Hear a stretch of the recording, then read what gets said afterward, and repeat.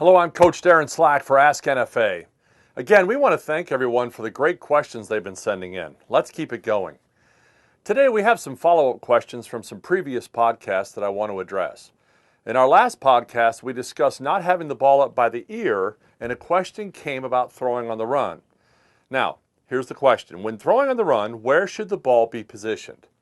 The ball position when throwing on the run is no different than throwing from the pocket. As I explained in Week 3's podcast, we don't want the ball up by the ear, we want it off the back shoulder where a quarterback would throw a punch from. What's critical when throwing on the run is being as mobile as possible, and with the ball up by the ear, this just isn't practical, nor is it functional. While the quarterback is sprinting out, preparing to change direction, the ball should be held in both hands at chest to collarbone level and move freely back and forth to assist the legs driving to the contain point. At the top of the drop, the outside foot will stick in the ground hard to change the direction towards the target or the line of scrimmage. Throughout this process, the ball should be moving freely until the contain break. Once the quarterback clears the containment break or the block at the end of the line of scrimmage, he needs to accelerate toward the line of scrimmage or his first target option. When the outside foot strikes to force this change in direction, the ball should be driven to the back shoulder and prepared for release, regardless of the direction he's going. This not only sets the ball up for a quick release, but even more importantly, it closes the front shoulder to the target to provide the throwing elbow time to accelerate forward of the turn during the release to zero position. Now, I realize there'll be times when the front shoulder can't be fully closed due to pressure, running from people chasing you, or awkward body positioning. But as a point of discipline, when able, closing the front shoulder to the target is a very important coaching point to increase the likelihood of a favorable outcome on a throw, especially on the run. When the decision is made to throw, the quarterback should shorten his strides to short, choppy steps. This helps him raise his shoulder carriage to allow the elbow to elevate properly over the shoulder. When the quarterback runs, he has a natural forward body lean and a longer stride. In this natural forward body lean, he runs the risk of not getting the front shoulder closed and driving the throw shoulder forward instead of getting his elbow quickly forward. This will delay the elbow's acceleration and potentially send the ball into the ground or over the receiver's head. This happens because the wrist is forced to fire earlier in the release than we want it to. Accuracy in throwing on the run is best controlled through extension or getting the ball out to the target, but if the body lean of the quarterback is too severe, he runs the risk of not achieving that extension and the results can be disastrous, even on the simplest throw to the flat. This is why cycling the feet quickly to raise the shoulder cage up is so important. As the quarterback starts to throw, he'll plant his throwing arm side foot in the ground and elevate through the release. Now, we don't want to separate the front hand off the ball until the body starts to rise. In other words, we separate as we elevate. At this point, arm acceleration is the key to power and accuracy. For that, I would point you to the earlier Ask NFA podcast where I discussed the concept of arm speed and acceleration in the release. Here's the bottom line.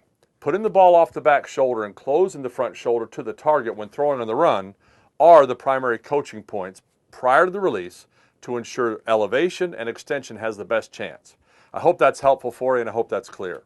Now let's move on to two questions that come to us from some parents.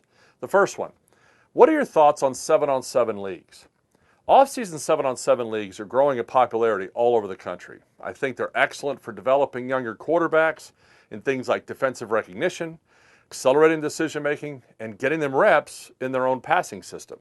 However, there are limitations on 7-on-7 that reduce its effectiveness for real-time quarterback pressure development.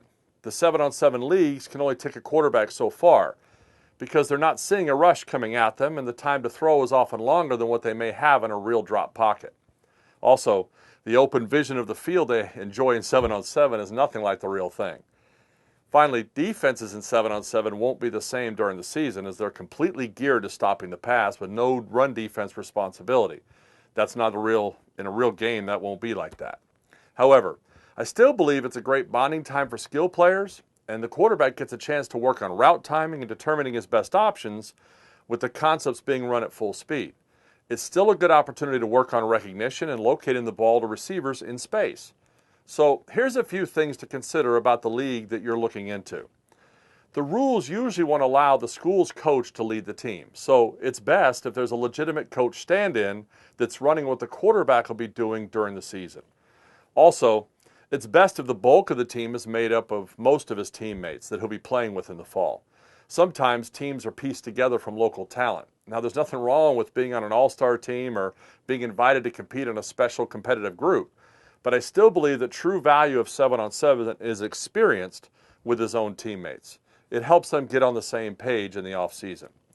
Now, don't put too much stock in the success or failure of a 7-on-7 league, as it's best a rough draft of what happens in the fall. Just make sure you keep that perspective in front of your son and encourage him to develop his leadership, confidence, recognition, decision-making, and that all-important servant attitude in preparation for doing it when it counts in the fall. As a follow-up, we have a question about spring sports. Should my son play 7-on-7 or spring baseball? It's been shown that college coaches prefer multi-sport athletes in the recruiting process, but that doesn't mean a quarterback who is developing should always have to play baseball.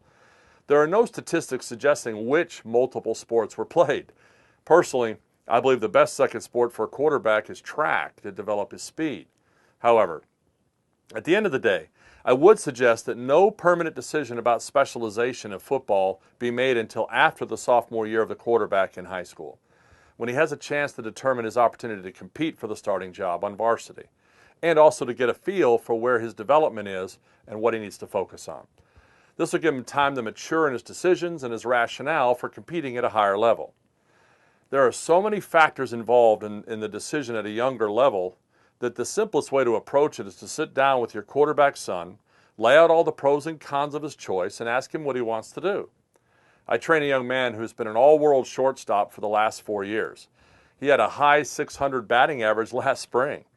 But because he had a chance to compete for the starting varsity job this season on his team, he decided to give up baseball and focus on football. But he is now a sophomore making that decision. As a younger man, when he was in 6th, 7th, and 8th grade, he wouldn't have made that decision. And I wouldn't have advised him to focus solely on football at that point because he was so good at baseball. 7-on-7 is great fun and will give some advantage to a developing player. But if he still enjoys baseball, he should have the option to play and compete until he's put in a position where a decision to focus becomes necessary. There are times when the school coach is expecting the quarterback to do 7-on-7, and this could play heavily into the decision as well, so that'll have to be discussed as a family. Ultimately, if both options are equal and acceptable impacts on the family, I would say this just isn't the parent's call. I just counsel parents to make sure they don't overtly influence the decision by trying to make it theirs. They need to lay out all the expectations and issues and let the quarterback decide. This is his dream and it's his future. By empowering him with these types of decisions as a parent early on in his athletic experience, you serve him in probing his desires, passions, and purpose in a deeper way. This will help him immensely when pressure starts to rise on his future decisions. Listen, I hope these are helpful, and we want to thank everyone for sending in these questions. Let's keep it up. We're happy to serve, and remember, at NFA, we'll make you better, faster.